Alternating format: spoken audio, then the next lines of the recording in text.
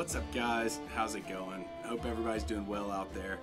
I got a super exciting addition to my collection that I wanted to share with you guys. It is The Wanderer and Other Old English Poems.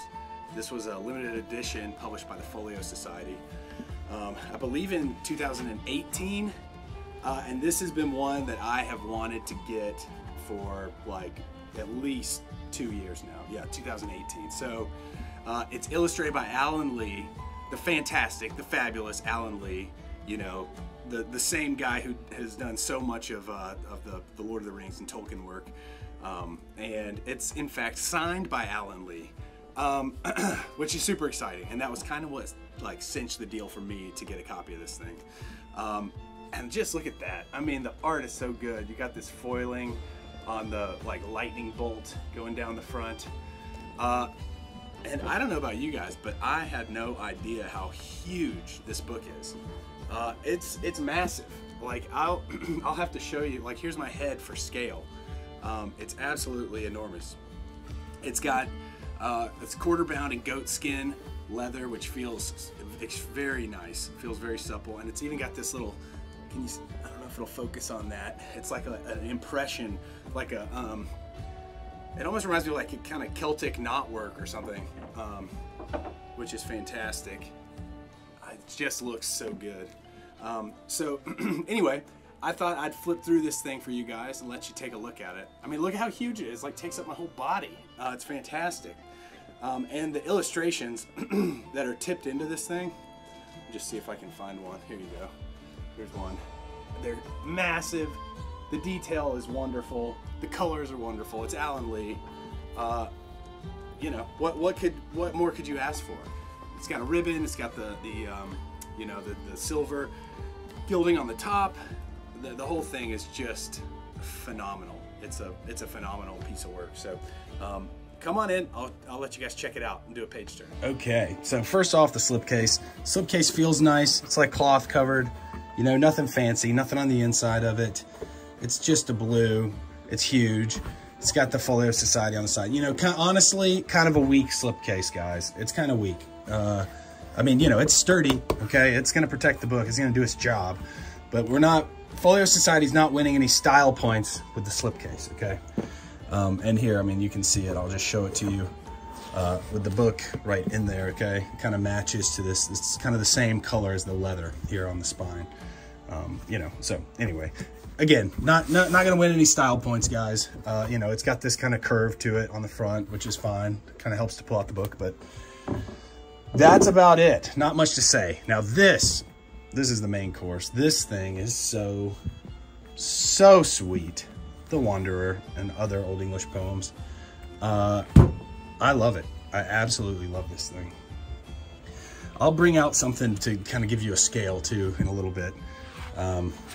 So here you go. You got some nice art. I'm not positive, but I think Alan Lee contributed that kind of all this kind of art that's going on in here. Don't hold me to that, but I'm gonna believe it, whether it's true or not. All right, here you go. This edition of The Wanderer. So this is a tipped in. This little guy has been glued into the page. Okay, this was letterpress printed. Signed by Alan Lee. This is number 476 out of 750 copies. So let's see here. Typeset, Arcadian Bimbo at the Folio Society printed, whatever that, Meminger Median Centrum on Schleipenwove with the plates on Arctic Volume and the end papers on Free Life Merida. Binding case sides were printed at Napier Jones on Curious Metallics, quarter bound in goat skin. Joseph Spinner, this certificate, letterpress, Logan Press, this edition, limited. There you go, okay? And Alan Lee, fantastic. All right, look at this guy. Beautiful piece of art. I believe this frontispiece, let's see.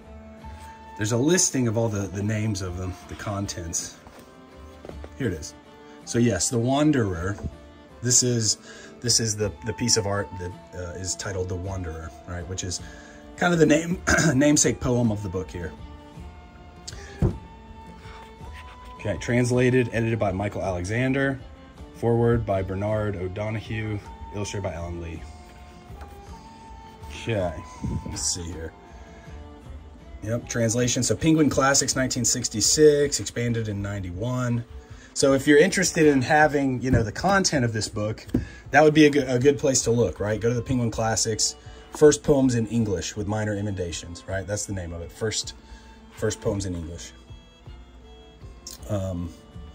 Okay, and then here's our table of contents: the Ruin, the Wanderer and Seafarer, love poems, heroic poems, the gnomic verses, including the Exeter riddles, which are super cool, super fun if you're into riddles. Here's the listing of all the color plates. So we've got 1, 2, 3, 4, 5, 6, 7, 8. So 8 color plates from Mr. Alan Lee. And warning, they're all amazing. They look so good.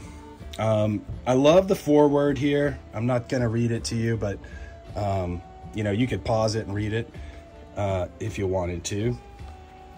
It's really cool how it goes into sort of the history of where these poems and things were found, and how you know, and how they've been translated, and you know, the language itself was sort of forgotten for a time, and then you know, that code was kind of cracked, and it was like the 1800s. So it's really interesting stuff.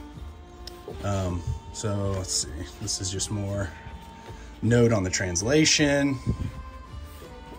And the paper here is so nice. It's thick, it feels really great.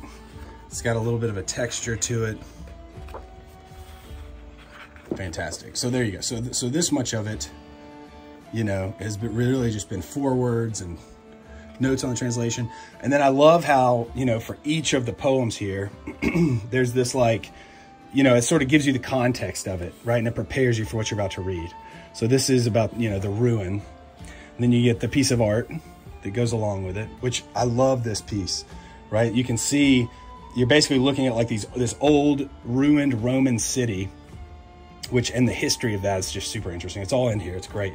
And then in the reflection of the pond, right, you can see the reflection of the past, right? Before the city was ruined, when it was in its splendor.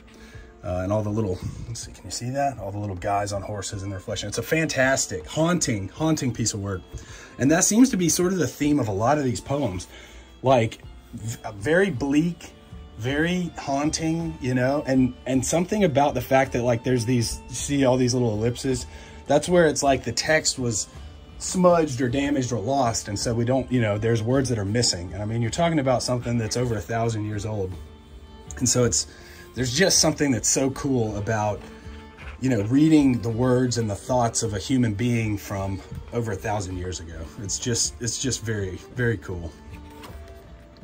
Love that piece. The Wanderer. Okay, and then just like with that Beowulf edition that I've got, they've got the Old English on the left page, and then facing it, they've got the translation text, which is wonderful. That's the way to do it. That is the way to do it. Oh, look at that. So that's the art, I guess, for the Seafarer. Yeah, Seafarer. It's a great piece. All right, let's see here. I'm just gonna look at that. The Wife's Lament. And it's basically tipped in on one side, right? I love the border too around it, like this border that's drawn around the tipped in pages. But yeah, the Wife's Lament, and then this one, yeah, Wolf and Yodwaser. I'm not sure how to pronounce that exactly, but it's you know, it's some very bleak poems, and it really puts you back into, like, imagine living at that time, right? And it's just such a barbaric, cruel world. And there's so many things you don't understand, right? Like scientific things that are just beyond humans' grasp at that point in time. It's just very cool. I sat here and I flipped through and read a bunch of this stuff.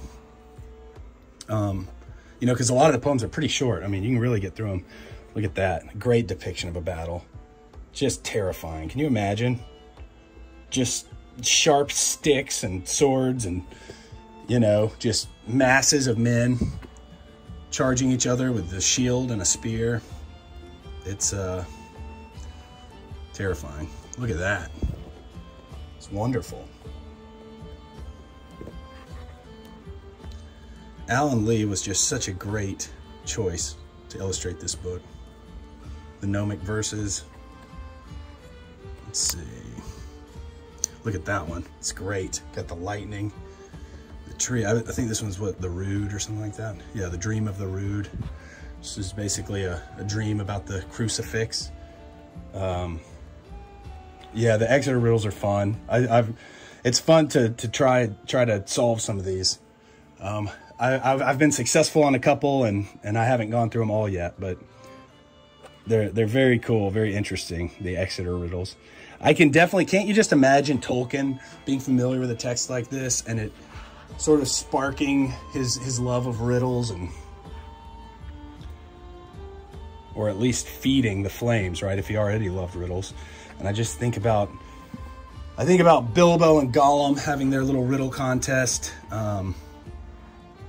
It's great. And some of these are great because they like sound almost crude, right? Like almost like the answer is going to be something sexual, but then it's not, right? And so it's wonderful to see that kind of humor coming from, you know, from over 1,000 years ago.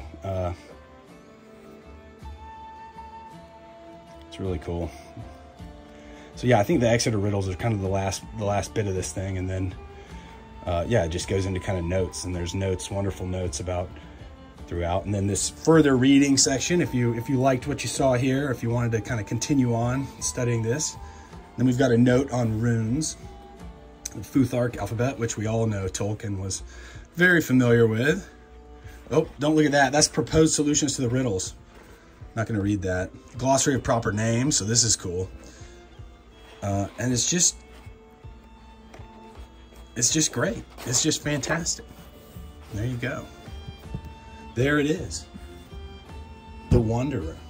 Okay, hey, there's this one section of The Wanderer that I wanted to share with you guys because it's, I feel like it really best captures this, just that sense of like, I don't know, awe, I guess. Like it's so strange to sit here in 2024 and read these words that were written, you know, 1,000 years ago plus. And it's the writer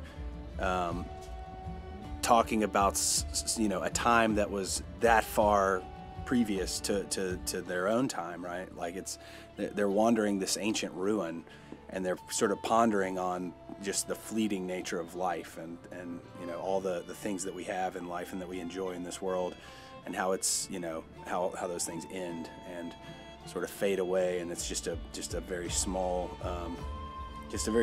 piece of the overall timeline of you know, reality. So anyway, I just wanted to share this with you guys because I think it's awesome.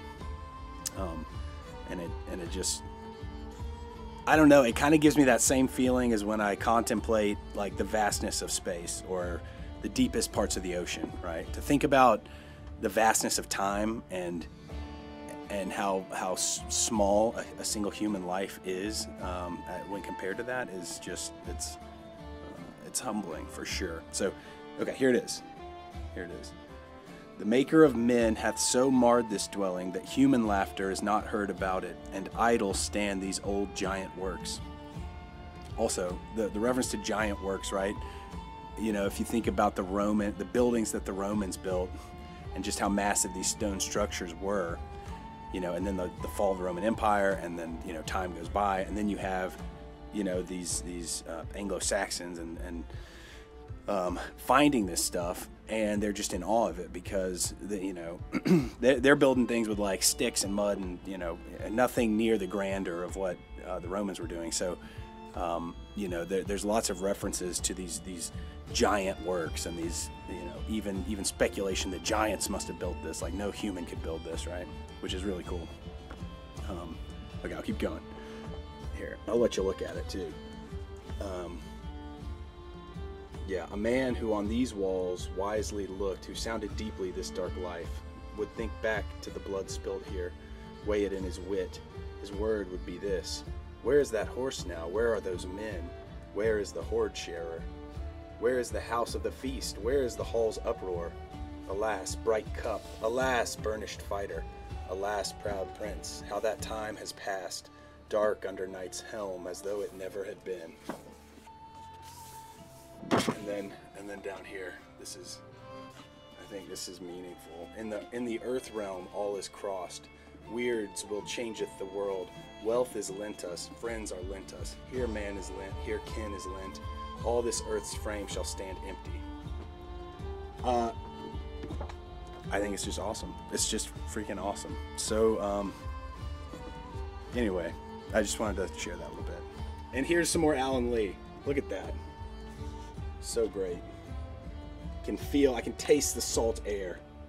All right, there you go, guys. There was a look at The Wanderer and other Old English poems.